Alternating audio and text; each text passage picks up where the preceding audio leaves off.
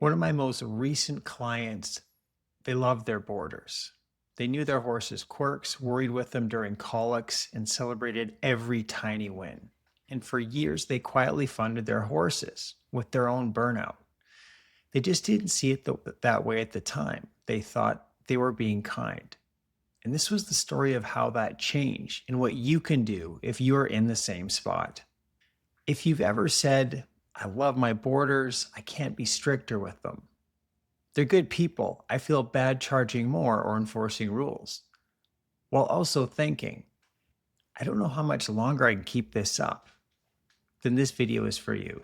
Because I want to show you what changed when this customer stopped funding their boarders' horses with their burnout. Not a list of scripts or penalties, but the mindset shifts that actually made the difference. What was their kindness look like in real life? Here's what their kindness looked like in real life. Extra hay and bedding, just this once for the same horses every week.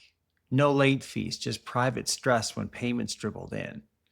Free blanketing, holding for vets, last minute changes, because they're like family.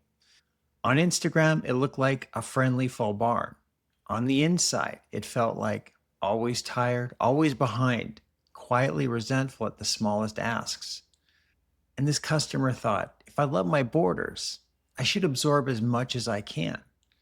They had it backwards. A mentor asked me a question I didn't like.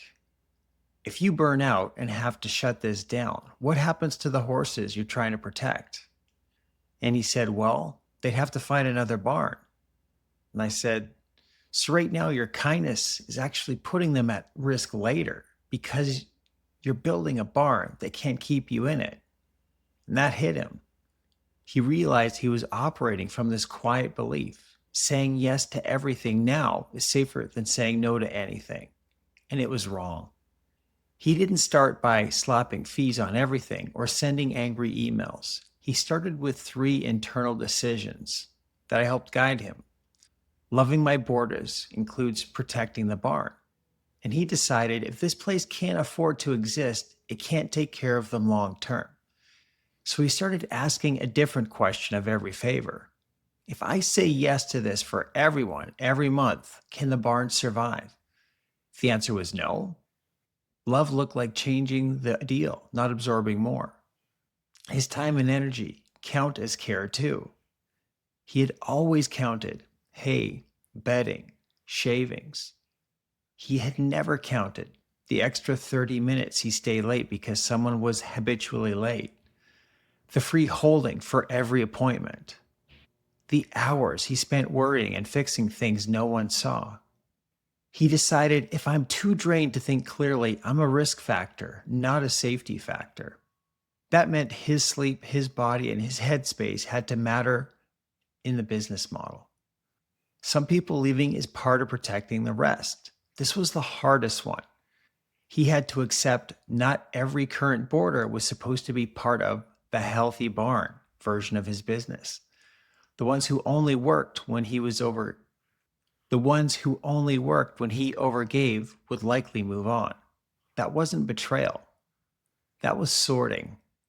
When he started to live by those 3 decisions, he tightened what was included in board and what wasn't. He made late extra things clear and predictable instead of unspoken. He raised certain rates to match the real cost of what he was actually doing.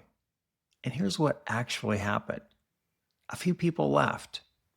They tended to be the lowest respect, highest drain relationships. Most stayed.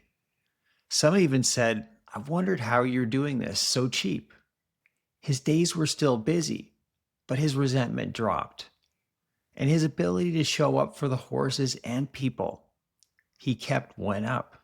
The barn didn't become perfect, but it stopped requiring his burnout as a subsidy. I'm not going to tell you exactly how much to charge, when to feed, or what words to use in your board contract. Those details will vary by your barn, your region, your services, your clients.